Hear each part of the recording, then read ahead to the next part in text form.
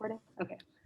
Hi everyone, I'm Isha Thapar. I'm the editor-in-chief of Scientia, and here I'm with Andrea Cruz, the author of The Effects of Zero-Valent Zinc Nanoparticles on Zebrafish Embryonic and Larval Development. And we're going to talk a little bit about her research.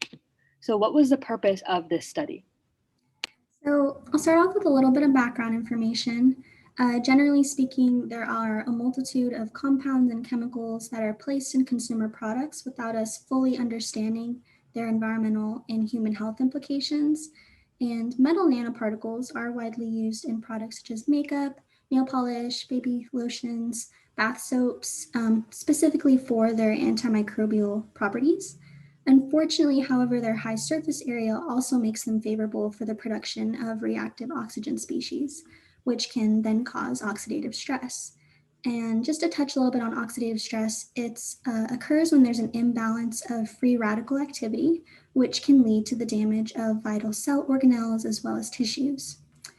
And so zinc oxide nanoparticles are a kind of metal nanoparticles, and they've been linked to the development of neurodegenerative diseases such as Parkinson's as a result of this oxidative stress. And so similarly, other zinc compounds such as zinc chloride, have also been linked to the developmental retardation as well as physical malformations in various animal models. And so the next question becomes, is it the actual zinc ion or the nanoparticle itself that is causing these adverse effects? And so based on the literature, it appears that the culprit is actually the metal ion. So if we think back to the zinc oxide nanoparticle that I mentioned that caused Parkinson's disease, if we eliminate the charged zinc ion, we can get a zero-valent zinc nanoparticle. And zero-valent zinc nanoparticles are actually being explored as a potential nerve regeneration treatment, which is really interesting. So our team wanted to test the toxicity of these zero-valent zinc nanoparticles on zebrafish. And the reason we chose zebrafish as our animal model was because they have a 70% genome similarity to humans, and they're also quite easy to observe and maintain in the lab. They have a really short life cycle, and their transparent bodies make them really easy to observe organ systems, which is great for toxicity studies. And so yes, we dosed the zebrafish according to 6 different zero-valent zinc nanoparticle concentrations of 0 parts per million, 0.25 parts per million, 0.5 parts per million, 0.75, 1.0, and 1.25 parts per million. And we did this from 2 days post-fertilization to 10 days post-fertilization. So we were really focusing on that critical period of embryo and larval development of the fish, as that was a really critical period for neural development. So they're going to be really susceptible to various compounds that could essentially harm that development.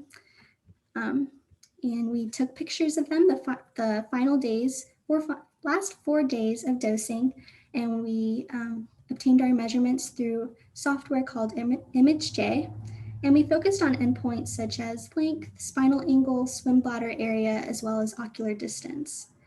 Our hypothesis was that we expected that with increased dosing, the fish would experience stunted growth, angled spines, smaller swim bladder areas, as well as greater ocular distance.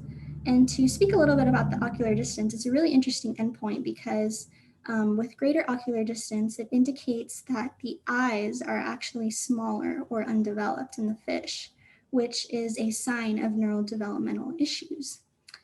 And so that's really interesting, I thought, as one of our endpoints. And we also conducted a behavioral assay to observe fish's avoidance behaviors to a red ball.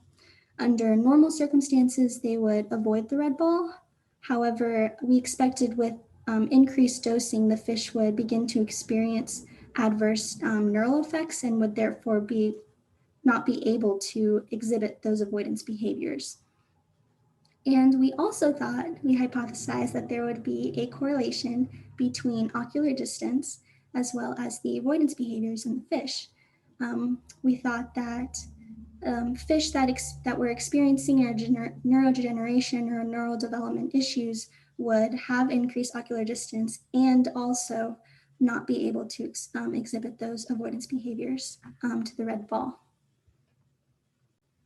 Awesome. And then what was your conclusion?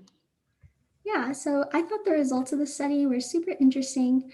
We found that zero-valent zinc nanoparticle exposures of zero point 0.5 parts per million and 0.75 parts per million caused significantly stunted fish growth as well as increased ocular distance. Unfortunately, the behavioral assay did not yield any significant trends, meaning we didn't find that with increased dosing, more fish were unable to exhibit those avoidance behaviors. And we also found that it was uncorrelated with ocular distance. So that was a little bit of a bummer to see, but that's how research goes. Doesn't always do what you want. But I think it's also really important to recognize and note that a lot of the fish with higher dosing did exhibit buoyancy and locomotive issues that were likely related to the dosing. That was kind of a qualitative endpoint that may have impacted the ability of the fish to physically move away from the red ball. So, in other words, they may have been able to recognize that the red ball was a sign of danger, but were unable to swim away from it, which would have impacted the results. But I think future research looking into that and the connection between morphological effects and behavioral effects would be really critical to look at in determining how those kind of interplay between each other. So overall, we found that zero-valent zinc nanoparticles may have a potential to cause abnormal development in zebrafish. There is definitely a need for more research, like I mentioned, looking at locomotion abilities, as well as anxiety-like behaviors, which are really common with Parkinson's disease patients. Future research may also explore mediating solutions for neurodegeneration, such as carnosine, which is an amino acid particularly concentrated in the brain and in muscle tissue, which has been linked to having antioxidant properties, which would then kind of help to mediate that generation of reactive oxygen species, as well as the oxidative stress that I mentioned before. So yeah, it was a great study. I learned a lot. Awesome. And then what would you say your favorite part of conducting this research was? I think my favorite part of this research was how personal the topic of neurodegeneration is for me. My grandfather actually has Parkinson's disease, so I found participating in this research was both intellectually fulfilling as well as personally fulfilling. I also loved working with such a wonderful team. Dr. Coogan is a phenomenal mentor and just human being, and I'm really grateful for all the work that she did in making this research a success. Great. And then lastly, if you could give any advice to aspiring student researchers, what would you tell them? I think I would tell them to be okay and to be comfortable in the unknown. It's okay to not have all of the answers. It's okay to not know what you're doing 100% of the time. Research by nature is doing something that no one else has done before or that no one knows a lot about. So I would just say, just embrace it, just learn a lot, ask a lot of questions. And also, I would advise to get involved in research that you're really passionate about.